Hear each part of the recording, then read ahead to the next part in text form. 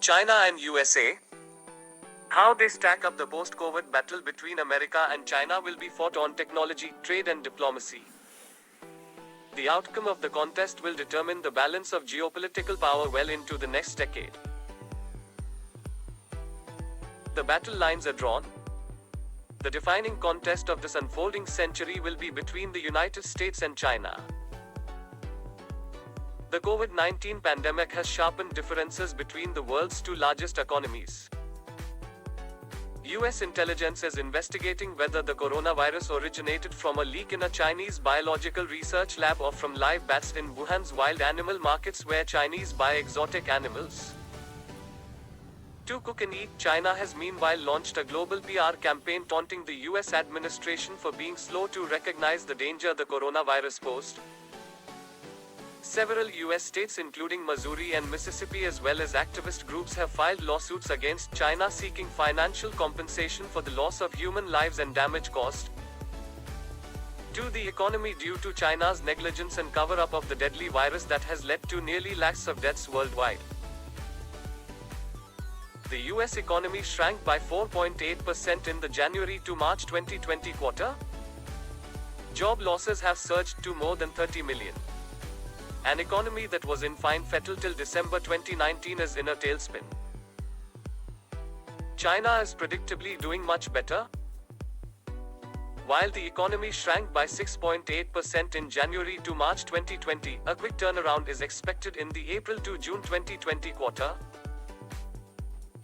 Has COVID-19, therefore, swung the contest with the US decisively in China's favor? Not necessarily. But first the numbers.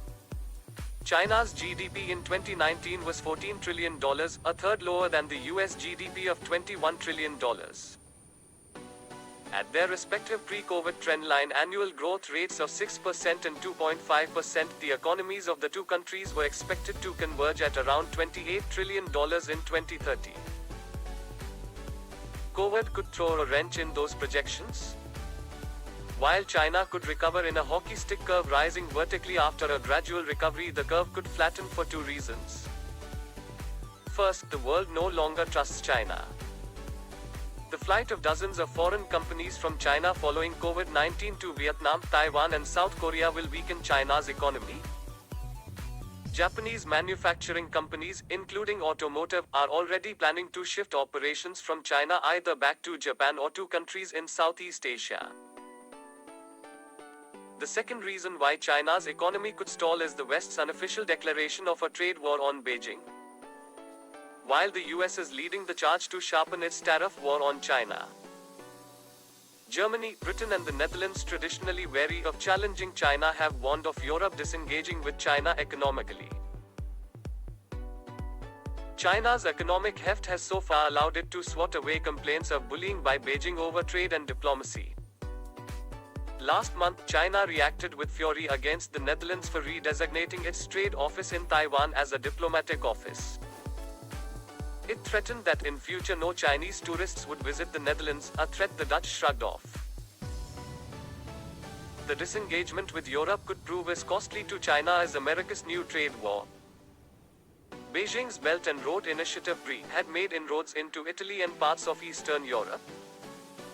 The New Silk Route is President Xi Jinping's legacy project. It is designed to link China's western provinces with Central Asia, the Middle East, North Africa and Europe. Those plans are now in the deep freeze. More than any economic loss, failure of the BRI will mean a loss of face for Xi. In a hierarchical society like China, losing face carries serious consequences. Xi remains powerful. He has sidelined all his rivals. But if the BRI fails and the economy stalls, Xi's own position as an unchallenged leader of the Chinese Communist Party, CCP, could come under threat. The US Navy has meanwhile increased patrolling activity in the South China Sea, which Beijing regards as a provocation. There is little it can do about it. China's navy is modernizing rapidly but is puny compared to America's. It has just 2 aircraft carriers to America's 20. Conspiracy theorists warn of a war between the US and China. That is fiction. Oceans separate the two countries. A land war is therefore impossible to prosecute. On the sea, China is no match for America and will not be till the mid-2030. Cruise missiles are the way modern wars are fought, and both Washington and Beijing know, as Washington and Moscow knew during the 40-year Cold War between the US and the Soviet Union, of the perils of mutually assured destruction. As the West disengages with China, technology will be a casualty for Beijing.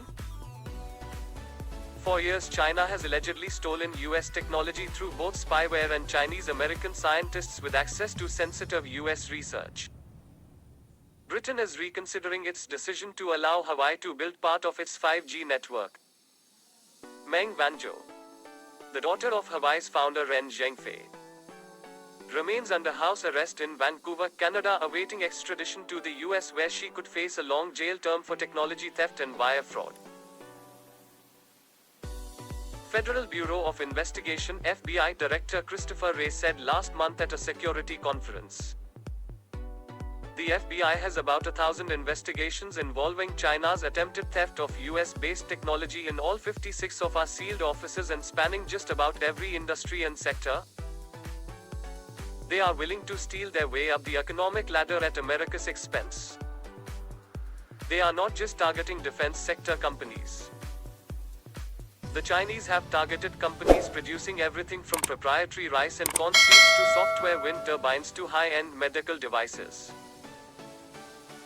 And they are not just targeting innovations, and they are going after cost and pricing data, internal strategy documents, really just about anything that can give them a competitive advantage. They are also targeting cutting-edge research at our universities. China is using a wide range of methods and techniques. And I'm talking about everything from cyber intrusions to corrupting trusted insiders. They've even engaged in outright physical theft. They've pioneered an expansive approach to stealing innovation through a wide range of actors, including not just Chinese intelligence services but state-owned enterprises, ostensibly private companies, certain kinds of graduate students and researchers, and a whole variety of other actors, all working on their behalf. The post-COVID battle between America and China will be fought on technology, trade, and diplomacy. The outcome of the contest will determine the balance of geopolitical power well into the next decade. Thanks for watching. Don't forget to subscribe this channel.